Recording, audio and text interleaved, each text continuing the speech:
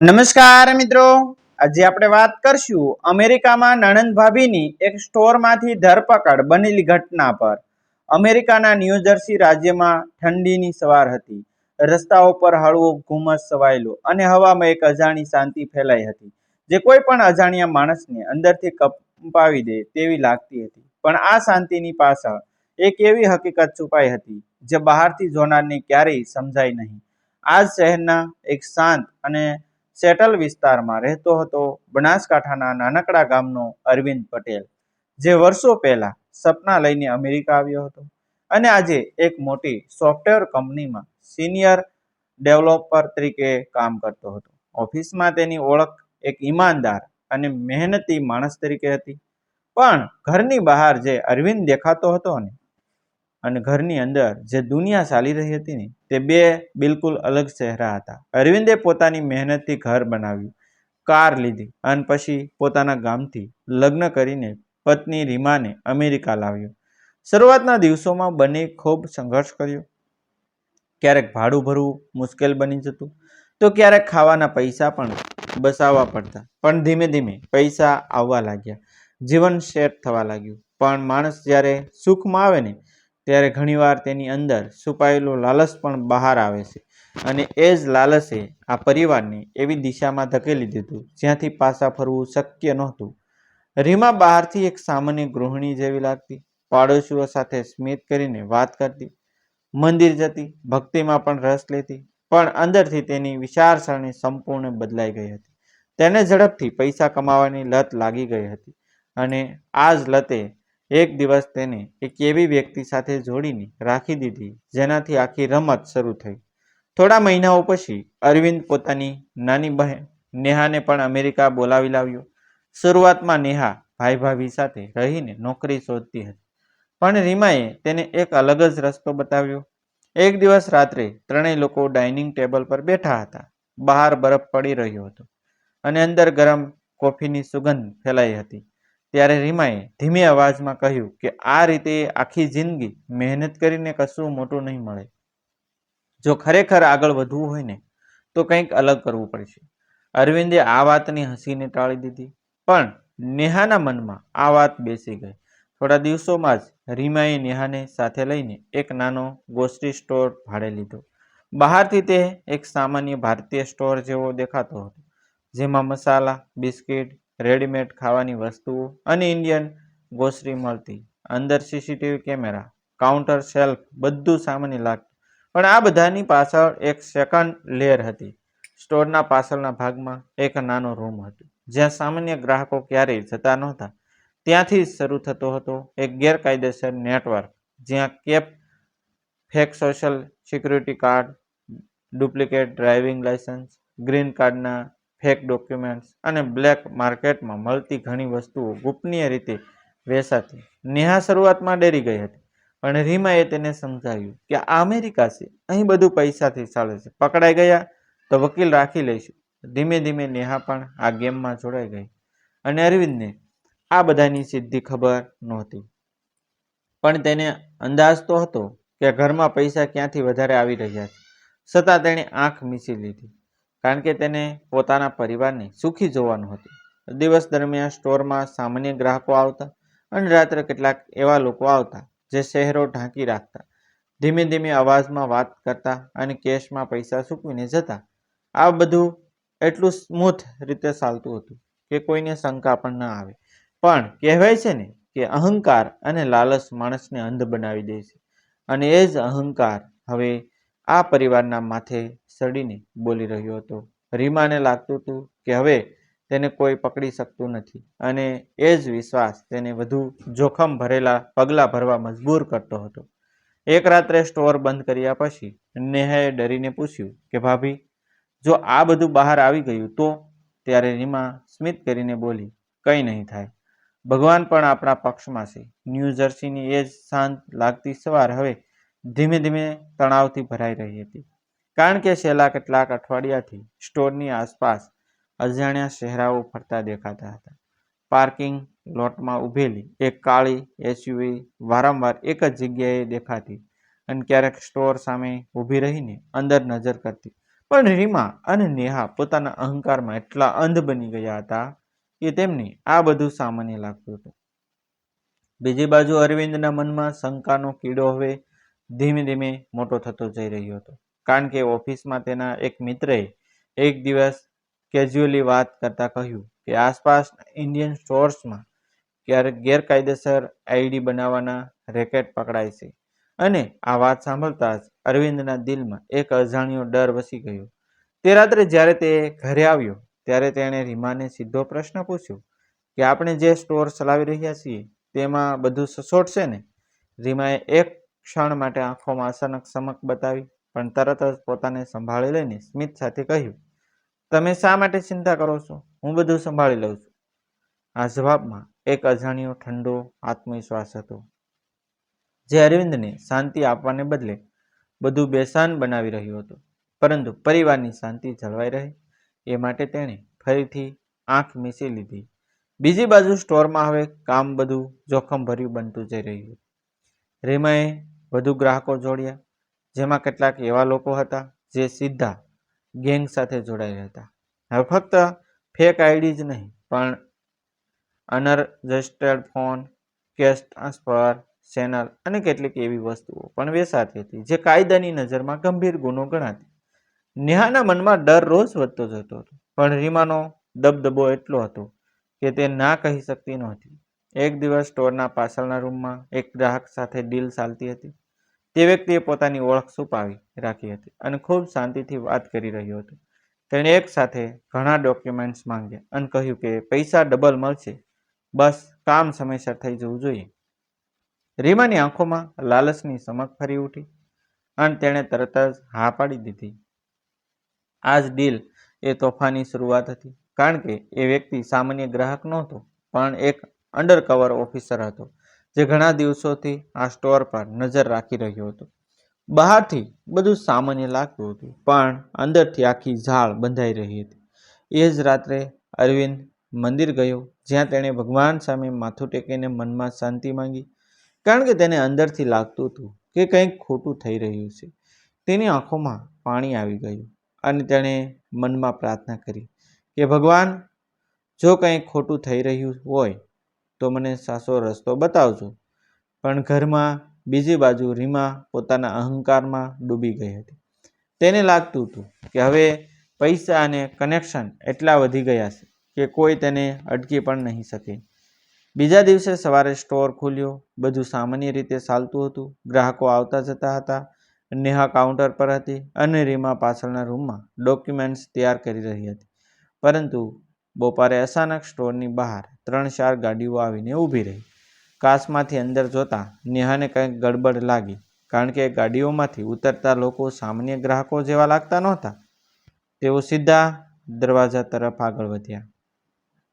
તેમની સાલમાં એક કડકાઈ હતી, એક શાંત પરંતુ ખતરનાક વિશ્વાસ હતો, અને એ જ ક્ષણે નેહાના દિલની ધડકન તેજ થઈ ગઈ. તેણે પાછળના રૂમમાં દોડીને રીમાને કહ્યું, ભાભી, કંઈક ખોટું છે. રીમા થોડા પળ માટે થંભી ગઈ, પણ પછી ફરી એ જ અહંકાર સાથે બોલી, ડરવાની જરૂર નથી. પણ આ વખતે પરિસ્થિતિ તેના હાથમાંથી નીકળી રહી હતી. દરવાજો ધડાકાભેર ખુલ્યો અને અંદર એક કડક અવાજ ગૂંજ્યો, federal agents, no body move. અને એ ક્ષણે આખી દુનિયા જાણે થંભી ગઈ. નેહાના હાથમાંથી બિલિંગ મશીન નીચે પડી ગયું.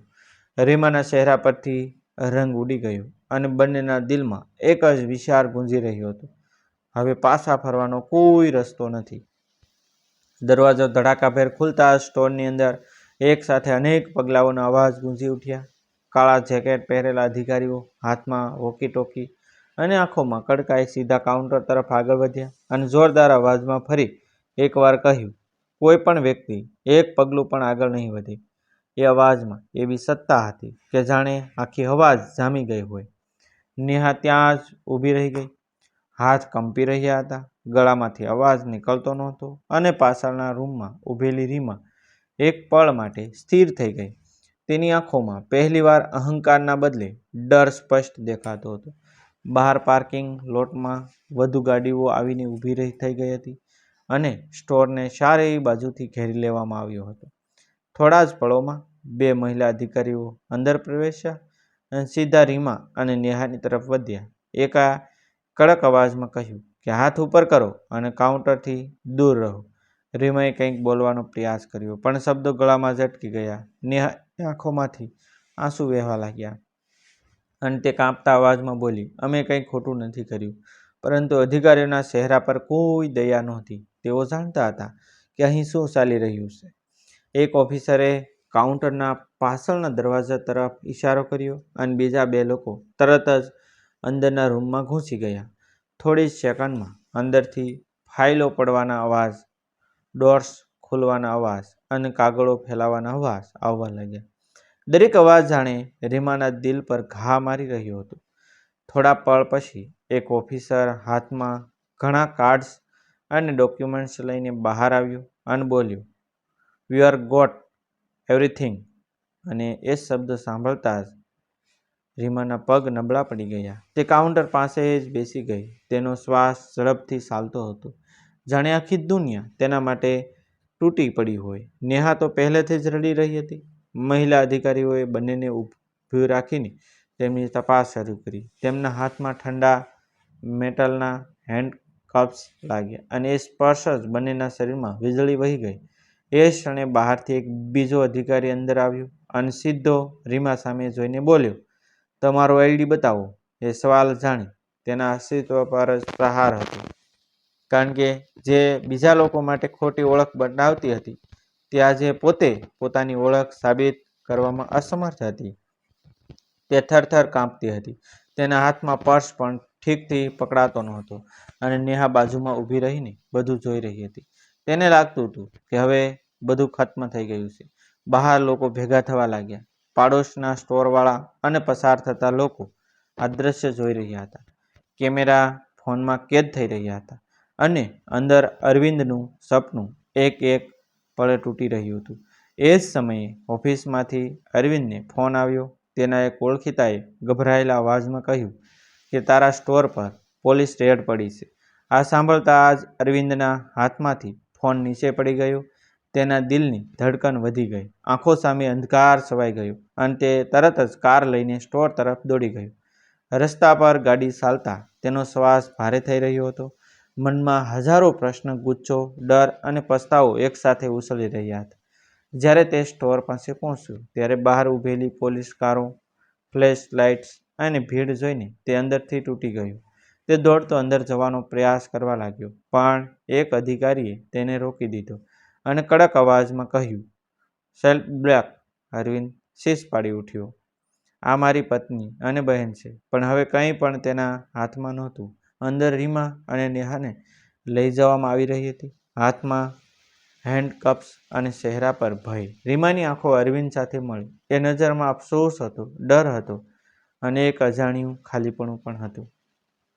નેહા તો રડી રહી હતી અને વારંવાર કહેતી હતી, "ભાઈ, અમને બચાવી લે." પણ એ પળે અરવિંદ સંપૂર્ણ રીતે બેકાબૂ બની ગયો. તેની અંદર ગુસ્સો જ્વાળામુખી બનીને ફાટી નીકળતો હતો. તેને લાગતું હતું કે તેને દગો મળ્યો છે. તેની મહેનત, તેની ઈમાનદારી અને તેનું સપનું બધું કોઈએ એક પળમાં બાળી નાખ્યું છે. અને એ ક્ષણે તેની આંખોમાં આંસુ આવી ગયા. પણ આંસુમાં ગુસ્સો પણ હતો અને તૂટેલા વિશ્વાસની શીશ પણ.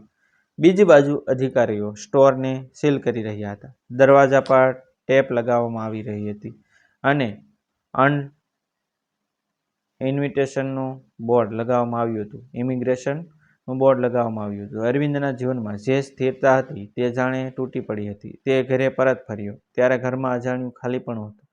દિવાલો પણ જાણે સવાલ પૂછતી હોય એમ લાગતું હતું. તેની આંખો સામે સતત એ જ દ્રશ્ય ફરી રહ્યું હતું. હેન્ડકફ્સમાં બંધાયેલી રીમા અને નેહા, તેમની ડરી ગયેલી આંખો અને પોતાની બેકાબૂ શીશો. બીજી બાજુ જેલમાં બેઠેલી રીમા પહેલીવાર પોતાની અંદર ડૂબી રહી હતી. જ્યાં સુધી બધું ચાલતું હતું ત્યાં સુધી તેને લાગતું હતું કે પૈસા અને ચાલાકીથી બધું સંભાળી લઈશું. પણ હવે જ્યારે શાંતિમાં બેઠી હતી ત્યારે તેને સમજાતું હતું કે આ રસ્તો કેટલો મોટો હતો. નેહા તો તૂટી ગઈ હતી. તે વારંવાર રડી પડતી અને પોતાને દોષ આપતી કે તેણે ભાભીના કહ્યા પ્રમાણે કેમ પગલું ભર્યું. પૂછપરછ દરમિયાન અધિકારીઓએ દરેક ડોક્યુમેન્ટ્સ, દરેક ટ્રાન્ઝેક્શન અને દરેક સંપર્કની વિગતો બહાર કાઢી અને જેમ જેમ સત્ય બહાર આવતું ગયું તેમ તેમ કેસ વધુ ગંભીર બનતો ગયો. અરવિંદે વકીલ રાખ્યો. કોર્ટના ચક્કર શરૂ થયા. ઓફિસમાં તેની ઇમેજ તૂટી ગઈ અને થોડા જ દિવસોમાં તેની નોકરી પણ હાથમાંથી નીકળી ગઈ. જે માણસ વર્ષોથી ઈમાનદારીથી કામ કરતો હતો તે આજે લોકોની નજરમાં શંકાસ્પદ બની ગયો હતો. એક દિવસ કોર્ટમાં રીમા અને નેહાને રજૂ કરવામાં આવ્યા. તેમની આંખોમાં અફસોસ સ્પષ્ટ દેખાતો હતો. જજ સામે ઊભા રહીને તેઓએ માથું નમાવી દીધું અને એ પળે રીમાને પહેલીવાર સમજાયું કે અહંકાર માણસને ક્યાં સુધી લઈ જાય છે. કોર્ટમાં અરવિંદ પણ હાજર હતો. તેની નજર રીમા સાથે મળી. એ નજરમાં ગુસ્સો નહોતો રહ્યો, ફક્ત એક ઊંડો દુઃખ અને તૂટેલો વિશ્વાસ હતો. કેસ લાંબો ચાલ્યો. ઘણા પુરાવા સામે આવ્યા અને અંતે સજા પણ થઈ. આ સજા માત્ર કાયદાની નહોતી પરંતુ જીવનની પણ હતી, કારણ કે જે પરિવાર એક સાથે સપના લઈને અમેરિકા આવ્યો હતો તે હવે તૂટી ગયો હતો. થોડા મહિનાઓ પછી અરવિંદ ફરી મંદિર ગયો, એ જ જગ્યા જ્યાં તે એક વખત શાંતિ માંગવા આવ્યો હતો. આ વખતે તેની આંખોમાં આંસુ હતા, પણ અંદર એક નવી સમજણ પણ હતી. તેણે ભગવાન સામે માથું ટેકીને મનમાં કહ્યું કે મારી ભૂલ હતી કે મેં સત્ય જોઈને પણ આંખ મીચી. એ પળે તેને સમજાયું કે માણસનું સૌથી મોટું પાપ એ છે કે તેઓ ખોટું જાણીને પણ તેને અવગણે. બીજી બાજુ જેલમાં બેઠેલી રીમા હવે ભક્તિ તરફ વળી ગઈ હતી. તે રોજ પ્રાર્થના કરતી અને પોતાના કરેલા પાપો માટે માફી માંગતી. નેહા પણ ધીમે ધીમે પોતાને સંભળાતી હતી, પણ તેના જીવનમાં જે દાગ લાગ્યો હતો તે ક્યારે પૂરો મીટવાનો નહોતો. ન્યૂ જર્સીના એ વિસ્તારમાં લોકો આજે પણ ક્યારેક એ સ્ટોર તરફ જોઈને ચર્ચા કરે છે કે કેવી રીતે એક સામાન્ય લાગતો પરિવાર લાલચ અને અહંકારના કારણે બરબાદ થઈ ગયો. અને આ આખી ઘટના એક સખત સત્ય શીખવી જાય છે કે પૈસા માટે લેવાયેલો ખોટો રસ્તો ભલે શરૂઆતમાં સરળ લાગે, પણ અંતે તે માણસને એવી જગ્યાએ લઈ જાય છે જ્યાંથી પાછા ફરવાનો કોઈ રસ્તો નથી. અરવિંદે અંતે પોતાની જિંદગી ફરીથી શરૂ કરવાની કોશિશ કરી. નાના કામોથી શરૂઆત કરી અને ધીમે ધીમે પોતાને ઊભો કરવાનું શરૂ કર્યું. પરંતુ આ વખતે તેના મનમાં એક જ સંકલ્પ હતો કે હવે કોઈ પણ પરિસ્થિતિમાં ખોટો રસ્તો નહીં પસંદ કરવો, કારણ કે એકવાર તૂટેલું વિશ્વાસ અને બગડેલું જીવન ફરીથી પૂર્ણ રીતે પાછું નથી આવતું. અને એ જ આ વાર્તાનો સૌથી મોટો પાઠ છે કે સાચો રસ્તો મુશ્કેલ હોય તો પણ અંતે એ જ માણસને સાચી શાંતિ આપે છે, જ્યારે ખોટો રસ્તો થોડા સમય માટે સુખ આપે પણ આખી જિંદગી માટે પસ્તાવો છોડી જાય છે. ડિસ્ક્લેમર: આ વિડીયોમાં રજૂ કરાયેલ વાર્તા સંપૂર્ણપણે કાલ્પનિક છે અને મનોરંજન તથા જાગૃતિના હેતુથી તૈયાર કરવામાં આવી છે. વાર્તામાં દર્શાવેલ પાત્રો, સ્થળો, ઘટનાઓ અને પરિસ્થિતિઓ કોઈ પણ વાસ્તવિક વ્યક્તિ, સંસ્થા અથવા ઘટના સાથે સીધી કે પરોક્ષ રીતે સંબંધિત નથી. જો કોઈ સમાનતા જોવા મળે તો તે માત્ર સંયોગ ગણવું. આ વિડીયોનો ઉદ્દેશ કોઈ વ્યક્તિ, સમાજ, દેશ અથવા વ્યવસાયને બદનામ કરવાનો નથી, પરંતુ જીવનમાં સાચો માર્ગ પસંદ કરવાની પ્રેરણા આપવાનો છે. કૃપા કરીને આ વિડીયોને માત્ર એક સ્ટોરી તરીકે જ માણો. થેન્ક યુ મિત્રો. મળશું આપણે એક નવા વિડીયો સાથે. જય હિન્દ.